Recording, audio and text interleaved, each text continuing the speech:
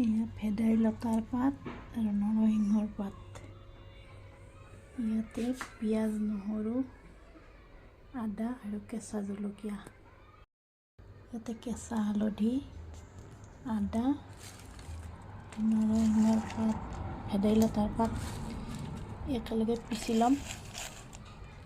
তাৰে পিছত ইয়াৰে ৰস উলিয়াই ইয়াৰে মই মাছ বনাম।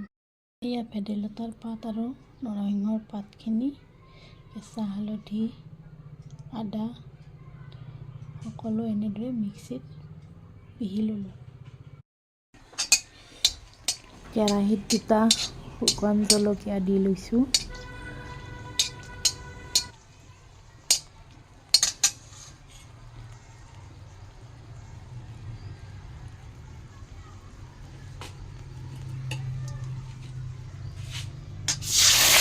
এতিয়া মই নহৰু আৰু পিঁয়াজখিনি কেৰাহীত এনেদৰে দি দিলোঁ।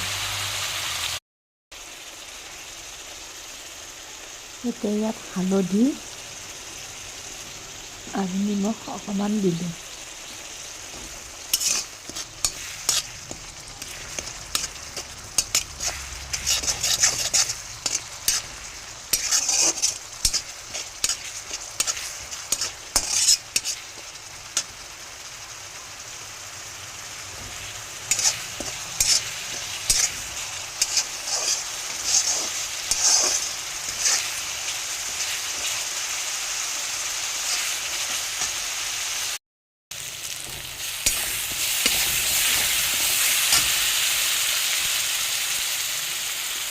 এতিয়া অকণমান ইয়াত জিৰা গুড়ি দিছোঁ,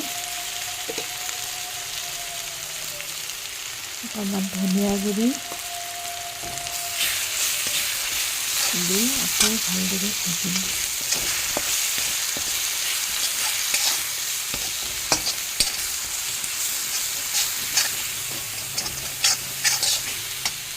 এই ভেদাইলতা আৰু নৰসিংহ কেঁচা হালধিৰ ৰসখিনি ইয়াতে দি দিলোঁ, উতলিবলৈ দিছোঁ। এতিয়া ইয়াত মাছ পেলাই দিলোঁ। মই চিতল মাছ দিছোঁ, আপোনালোকে বেলেগো দিব পাৰে।